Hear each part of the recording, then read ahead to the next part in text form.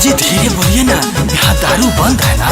पहली बार मैं आई बिहार, कहाँ मिलेगा रे बियर बार। चलो हम घुमाते हैं तुमको, बैठो मेरा गाड़ी।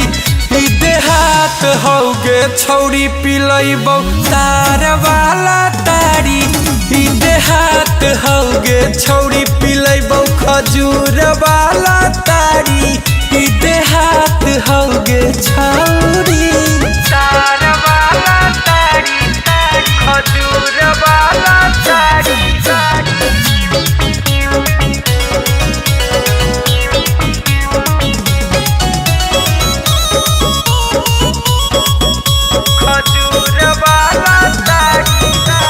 कैसा लगेगा रे पीने में इसको, तुम हमको जरा सा बता।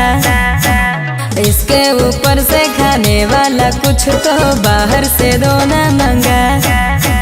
चखना में चाना मिलता, नीमक मीरा चाहिए।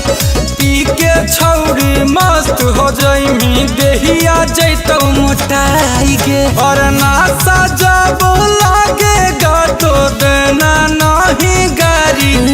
देहात होगे छौरी पिलैबौ तार वाला तारी। देहात होगे छौरी पिलैबौ खजूर वाला तारी। देहात होगे छौरी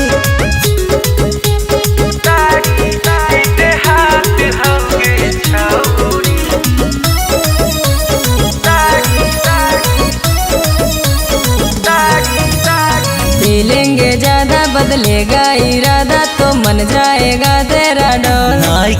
कोरा तो न धरेगा, कुछ नहीं करेगा, हमरा से सच सच बोल बोल ना। चार चुका पीले छौरी लबानिया से ढार के। आगे बड़ी नीमन होबो है तारी, लमा कहा मर तार के।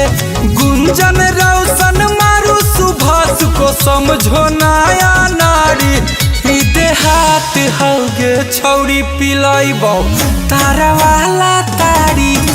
देहात होगे छौरी पिलैबौ खजूर वाला तारी। देहात होगे छौरी।